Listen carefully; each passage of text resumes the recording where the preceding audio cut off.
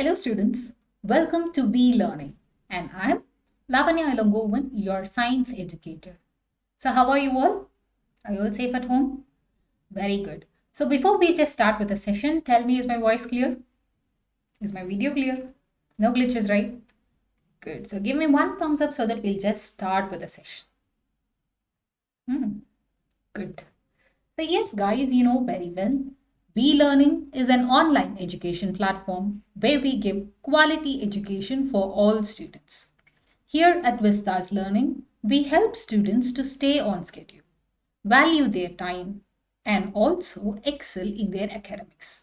So, do subscribe to our channel. Come visit our application. There we've got PDF notes for you. We've got assessment questions which you can use it for your exams. You also get an opportunity to chat with the teachers whom you wanted. So there you can clarify your doubts then and there itself. Isn't that good? It is, right? So share this news with your friends, family members, and relatives because someone out there will have an access to quality education. Great. So having said that, let's start today's session. It is going to be one of the most interesting chapters, you know. Yes. So what are we going to discuss today? Any guesses? So it is all about our environment. What is our environment? This is your 5th chapter, right? Yes. So far we were all discussing about the core chapters, starting with this life processes like the digestion, excretion, circulation, everything. Do you remember that? Yeah. And then we were discussing about the control and coordination, heredity and evolution, and also like how do organisms reproduce. So these 4 were your core biology chapters. Yes or no? So there you were actually learning how is an organism alive or what makes life to sustain in that particular organism. What is that organism exactly? What all activities will it perform in its entire lifespan? We were learning about all those things, right? So this, our environment might not come under your biology chapter, which means like core biology chapter, but this is also an essential chapter. You know why? Because here in this chapter only you will learn how one particular individual organism interacts with its environment, or how is it interacting with the surroundings or with the atmosphere around. Okay, so what are the effects, or what are the effects is this particular organism causing to the environment? What are the goodness is it observing from the environment? So about all the details we'll be learning in this chapter. Is that clear? Starting from microorganisms to macroorganisms, what all organisms are there, how are they interacting with one another? So that particular interaction with the environment, that is really important, right? Yes. So that is why you've got this chapter of our environment. We'll be discussing about all the subtopics which is under this chapter. Okay, it's going to be quite easy because you're not going to have any tough diagrams or equations or formulas, numerical problems. You're not going to have anything in this chapter. But this chapter is just to create awareness about your environment. Is that clear? Is my point very, very clear? Yes. See, in your age, you're in your adolescent age group, right? So here where you'll be having a lots of energy, right? And your mental ability is something like whatever enters into your mind can grasp and it will apply in the future. So that is why these core chapters are these chapters are given in or included in your syllabus so that you will learn what is exactly happening outside. What is my part as an individual towards the environment? How should I correct it after I become a leader? Because in tomorrow's day, you are going to be the leaders, where all of us will be relied on you, depending on you, right? You are tomorrow's leaders for us, whom we all will be following. So you should know like what is exactly happening in the nature. What are the adverse effects of human on nature? How is he supporting the nature? How is he preventing nature? How is he protecting or conserving nature? Or at the same time, how is he destroying the nature? You must learn about everything. Each and everything counts. So, right? So that is why we've got this chapter. Are you clear? Like, why are you studying about our environment? Good. So we'll just proceed first with this environment, okay? So when we are talking about environment, the first thing that strikes our mind is the ecosystem, right? So what is an ecosystem actually? This is a definition, please make a note. This is actually the simplest definition for ecosystem. There are a lot of definitions for your ecosystem. This is something which is really simple, appropriate, which you can use it, write it down for your exams, okay? So it is that the community or group of living organisms that live in and interact with each other in a specific environment. Okay, living is necessary. And as they are living, they have to interact with one another, right? Only if the interaction is there, the flow of energy will be there. Only if the flow of energy is there, an organism can sustain or the entire species can sustain when the energy flow is there. Okay, how will the energy flow come? Only when organisms interact with one another, you will get the energy flow. Is this clear? Very good. So did you make a note of this definition? Shall we proceed? Good. So this ecosystem, we can basically classify based on the type, okay, and based on organisms or based on the composition, we can classify them. So based on the nature, first we'll classify them. So based on nature, we can classify them into terrestrial and aquatic. So what is terrestrial and aquatic? From the word itself, you can actually come to a conclusion. Terrestrial means something where we are talking about land, right? So in land, again, you have different subdivisions.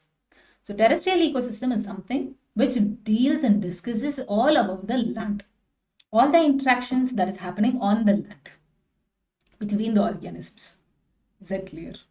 So now, first type, forest ecosystem. All about forests, right? We'll be discussing one by one, but still I'm just trying to list down. Second, grassland. Third, tundra. Fourth, desert ecosystem. Excuse me. So these four are the ecosystems, starting with this forest, grassland, tundra, desert. Okay. Forest ecosystem. What is a forest ecosystem? See, actually, forests are the lungs for this entire earth. That you know, right? Why do we say forests to be the lungs? Because there where the lots and lots of oxygen production happens. I have to say it like this only. Because there are lots and lots of trees. As many as plants are there, that many animals will be there depending upon the plant. Right? If plants are not there, animals will not be there to depend. Because animals, the plants are being eaten by animals for energy. Yes or no? Yes. So if plants are there, animals will be there for sure.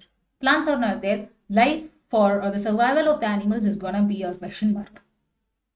Clear? So here in forest ecosystem is where you can see a lots and lots of varieties of plants and animals. All the flora and fauna maximum will be covered in this forest ecosystem. Okay. So that is why I very simply said like forests are the lungs for this entire earth. Lungs stop breathing, life cannot sustain. See, listen.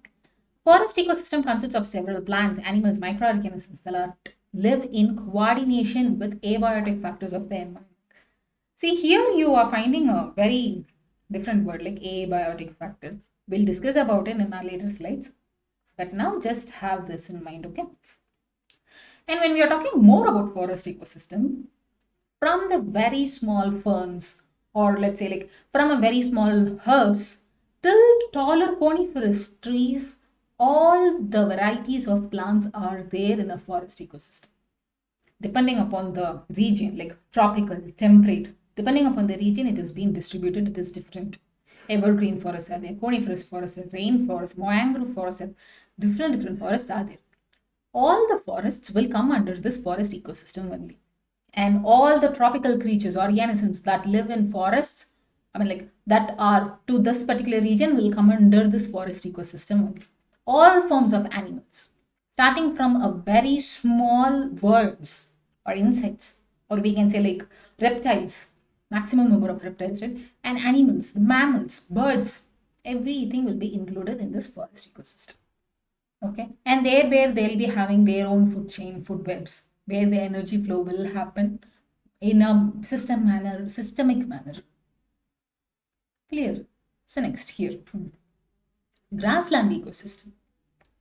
In a grassland ecosystem, the vegetation is dominated by grasses and herbs. Is that clear?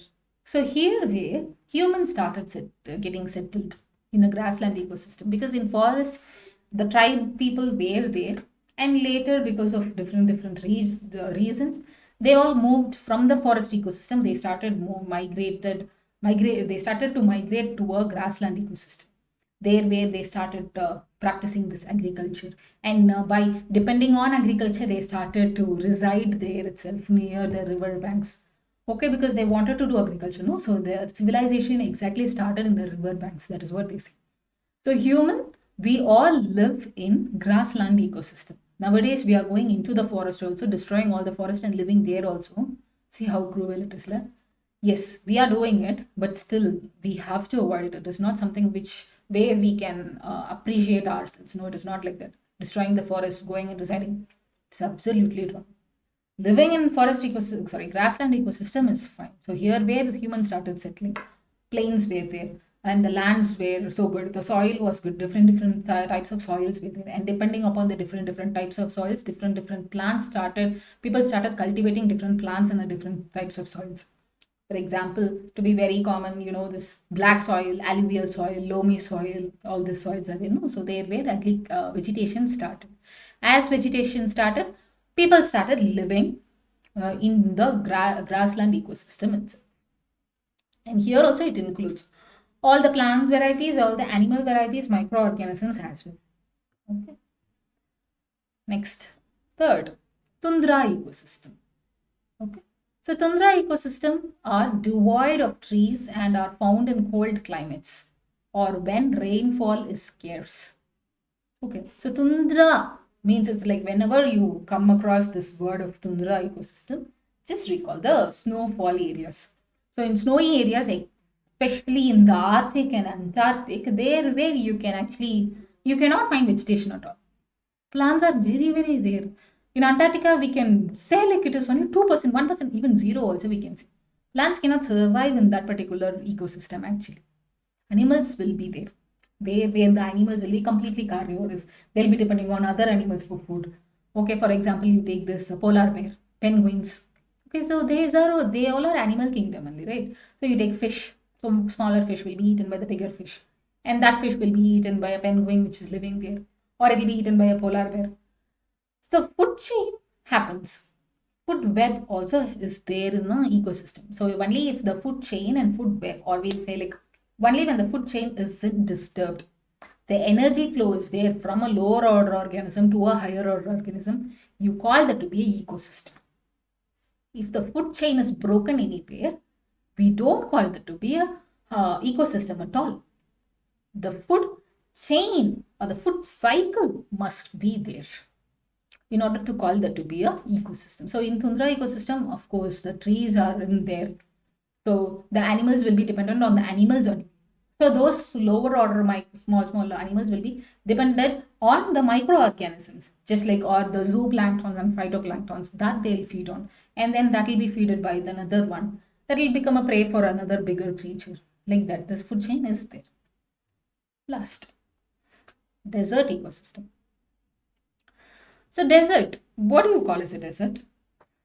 A region with low rainfall, very scarce amount of rainfall. Vegetation cannot happen at all. You categorize that particular area to be a desert. Right, for example, in a normal region when we are living, grassland ecosystem, even in there, if rain isn't there for 14 to 15 years or even 12, 20 years, if the rain is not there, we're not getting reasonable amount of rainfall, government declares that particular region as a desert area. Because without rainfall, the vegetation cannot happen. Without vegetation, people cannot survive. Not only people, animals cannot survive. So they'll brand the particular area to be a desert. Okay. So desert is basically an area or a region where the amount of rainfall is scarce. Very less.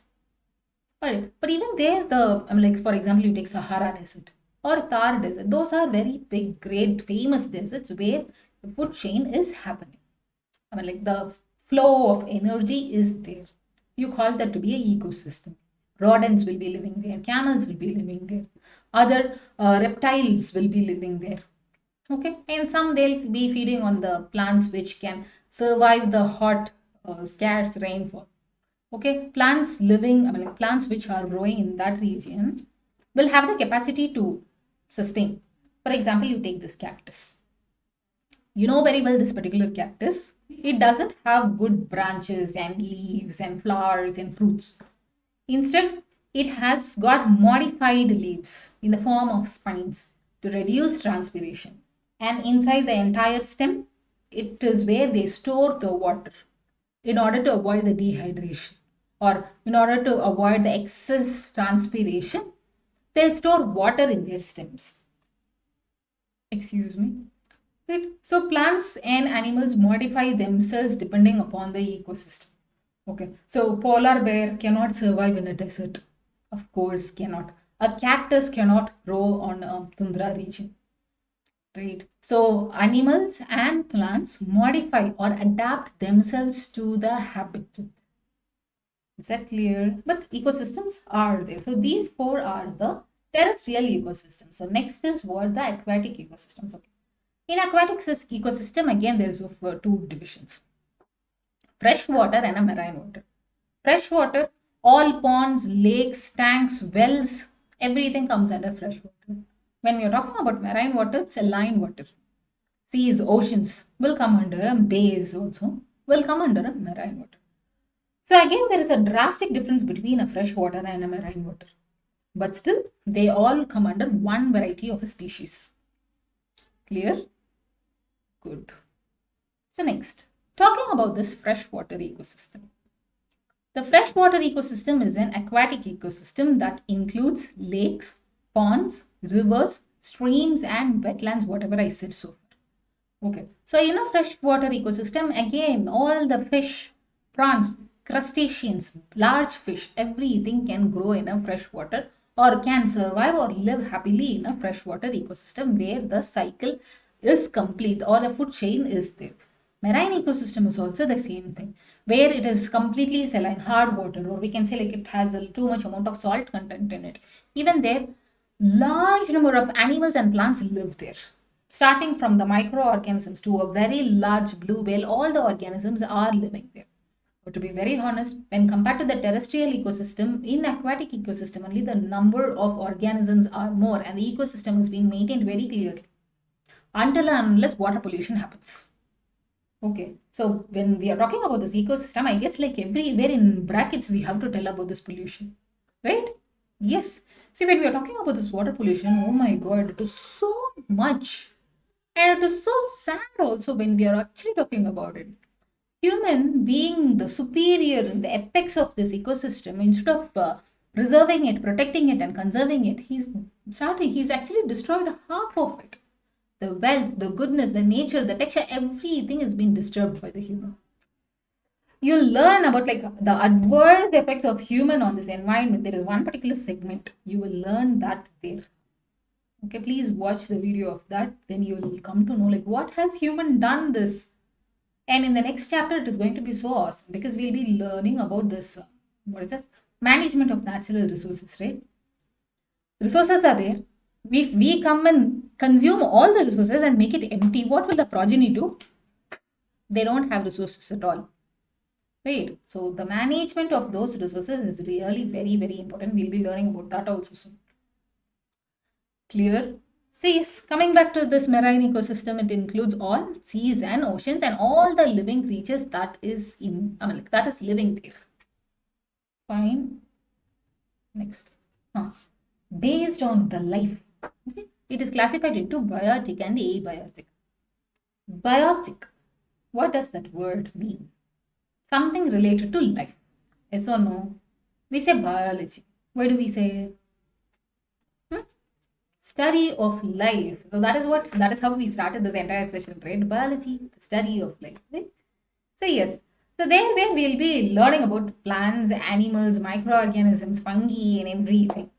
Everything which has life in it will be studying under this biotic. And abiotic is something which we cannot classify them under life, but still they are essential for biotic. If abiotic components are not there, biotic components cannot survive at all. I'll tell you. For example, we'll complete this abiotic and then we'll move to the next slide. For example, you take this abiotic sunlight, okay? For example, wait, let me tell you what all the comes under abiotic, okay? Sunlight, temperature, climate, rainfall, humidity, everything comes under abiotic factors only. We'll talk only about the sunlight. Sunlight is present. Nature's gift. It is present throughout. It will be present hereafter also. That is what we believe, okay? So now the sunlight, how much is it important for a biotic component? Or where it will be utilized? Tell me. Let me just wait for your answers. Okay. See, listen. Sunlight is something which is really important. We cannot categorize sunlight as a living thing, right? It comes under the abiotic component only. But if sunlight is not there, will plants survive? Can they proceed this particular process of photosynthesis? They cannot. They require sunlight. In the presence of sunlight only, with the help of chloroplasts will actually capture those solar energy, convert them into chemical energy, and that energy they'll be utilized to break down or to prepare their carbohydrates, or no? So similarly, water, similarly rainfall, temperature, every single component that helps the biotic component to sustain life on this earth is called, we require those abiotic components also. Is that clear? Fine. So good. So next. So abiotic component is non-living chemical and physical components of the environment like soil, air, water, temperature, etc. So talking about this biotic component. Biotic components refer to all life in ecosystem. Based on nutrition, biotic components can be categorized into three: autotrophs, heterotrophs, and saprotrophs. This is simple and this is easy and this you know very well, right? So talking about this autotrophs. Autotrophs, all plants. See here, this classification is going to be awesome. Wait, I'll take my pen. See, biotic component. Oh, wait, I'll take the spotlight. See, biotic component classified into producer, consumer, decomposer, right? So producers, we can also say them as autotrophs. Consumers, we can also say them as heterotrophs because they are completely dependent on the autotrophs for food. Decomposers, saprophytes, like they'll break down the complex organic matter into simple substances. Simple, clear? Starting with this producers. Producers are something all about plants. Okay, which plants and some species of algae which has the capacity to produce their own food. Consumers. Consumers, again, we can classify them into primary, secondary, tertiary, and quaternary. Talking about this primary, we'll be talking one by one. Decomposers, of course, microorganisms like fungi, which will break down the complex organic matter into simple substances. Okay. Yes. So producers include all autotrophs such as plants. They are called as autotrophs as they produce food through the process of photosynthesis. What is photosynthesis? Plants prepare their own food with the help of sunlight and chlorophyll, and they'll use this water and carbon dioxide as their raw materials, and they'll prepare this starch and liberate oxygen along with energy. Consumers or heterotrophs are organisms that depend on other organisms for food. And how do they depend? So with that mode only we'll actually categorize them as primary, secondary, tertiary, and quaternary. Primary consumers are always herbivores. They rely on producers for food. So if producer not there, in the first cycle, the primary consumers all will shatter. If there is no grass at all, there are a lot of goats. What will the goats do? They cannot do anything. Ultimately, they'll die without food. Right? So that is what is called as a food chain. Even if one stage is broken, it will shatter all the other stages. Clear? So look at this worm. It is happily enjoying its meal. Okay, eating this leaf. So this will eat only leaf. This worm will be eaten by someone else, right? There are other predators which will be roaming for such a worm with a lot of protein content. So they are called as secondary consumers, depending on the primary consumers for energy. So ultimately, this entire run is for energy only, right? So they'll be eating it as food, and with that food, their body, their enzymes will actually extract the energy.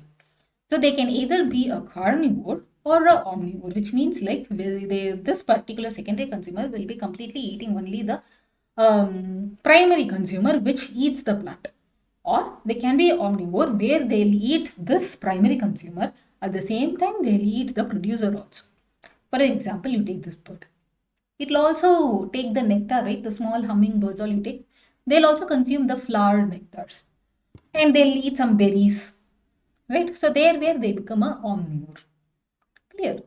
So next, tertiary consumer, organisms that depend on secondary consumer. They'll also depend on the primary consumer sometimes. They'll also depend on the producers. So 1, 2, 3, like that it goes. So this one, they can be a omnivore. They can be carnivore also completely. Quaternary consumers. They are present in some food chains. For example, you take this lion or human, we all come under this quaternary consumers. So these organisms feed on the tertiary consumer, secondary also, primary also, and the producer also. So they stand in the top of the apex and they don't have any natural enemies. For example, you take this bird. The natural enemy is a cat. Yes or no? So for this cat, the natural enemy, when we look up, there will be no natural enemies. So for a human also, there are no natural enemies which will come and eat us, right? So an organism which doesn't have any natural predator, then you call that to be a quaternary consumer. Clear? So next, last, decomposers, which includes all the fungi, bacteria. So they'll be eating on the dead and decaying organic matter. They'll break down the complex organic matter into simple substances so that the plants can absorb and utilize for their energy. Is that clear? So yes, guys, we've come to this end of this session. So if you like this video, like it, share it, subscribe it, and don't forget to hit the bell icon. So unless and until I meet you in my next session, this is Lavanya Elangovan signing off from Vista. Take care.